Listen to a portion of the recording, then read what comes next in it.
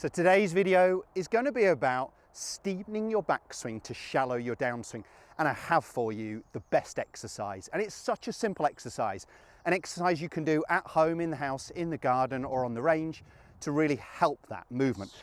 Now before I jump into it, what do we see as the most common fault? This inside takeaway position where the club gets suckered in around the player's body. Often the club face gets open. The movement they make from there tends to be a lifting movement to the top of the golf swing because they physically can't keep rotating. I'm fully rotated and I've got half a golf swing, so they end up lifting to the top, and then we see this over the top movement. So we tend to see this figure of 8 type of golf swing.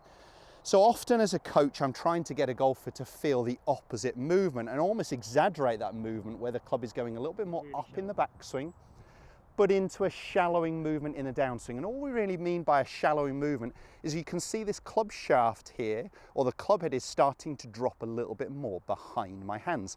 Now, often golfers are getting this wrong because they're trying to shallow the golf club, but they're trying to actually pull their hands down. And you can see I've got my hands very close to my body, but I've ended up with a very steep vertical club shaft, and often a wrist position that we would say is in extension or a cupped position, where my knuckles have moved ahead of the wrist. And again, that has the issue of opening the club face.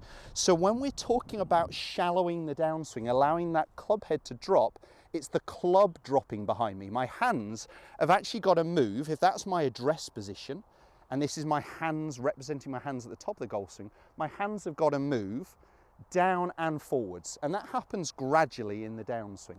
So they're working on an arc in this shape, trace a line down towards the golf ball, but the club head is dropping more behind my hands. It's not me pulling my hands down towards the golf ball. Now, I have given some golfers definitely the feel of getting their arms closer to their body in the downswing.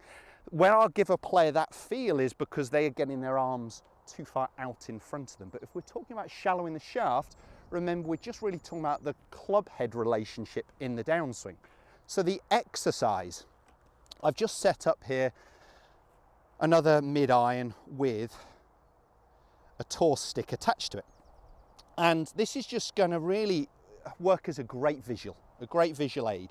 I've got the white line representing my parallel body line, so parallel to the ball to target line, and the yellow stick here is representing my target line. So what I want to see at halfway back, we're going to talk about halfway back to halfway down. At halfway back, what I'd like to get is this stick pointing pretty much at that yellow cane that is on my ball to target line. There or thereabouts, okay? And you will see, as a visual here, my hands are very much in the center of my chest. The club shaft is through the middle of my trail bicep. And the end of the grip, as I said, pointing down on that ball to target line. Now, if I actually get halfway back there and halfway down there, I'd be perfectly happy. But if we were working on this steeper back to shallow down movement, what we want to see is there in the backswing, but halfway down, if we can actually get the cane pointing outside our ball to target line. So my hands have moved down and a little bit forwards in front of me. Now that tends to happen as I add in rotation, but you can see it halfway down, the club shaft is, if anything, a little shallower. The club has dropped more behind my hands, and this cane is pointing outside the ball to target line. And that's a really good move for a lot of golfers who are too steep in that downswing in this type of position. That's a steep downswing. This would be a shallow type of movement. So halfway back, halfway down. And I would just exaggerate it a little bit more. Halfway back, exaggerating halfway down, shallowing movement where that cane is starting to point, and the club head looks like it's a long way behind my hands. Now we can actually increase our speed from there. The club is moving on a longer path. It's taking or got more time to accelerate towards the golf ball. So it's a great movement. It's very awkward to hit shots with this up, but I'm going to give it a go. I'm just going to do it at slow pace, so it may not get to the green.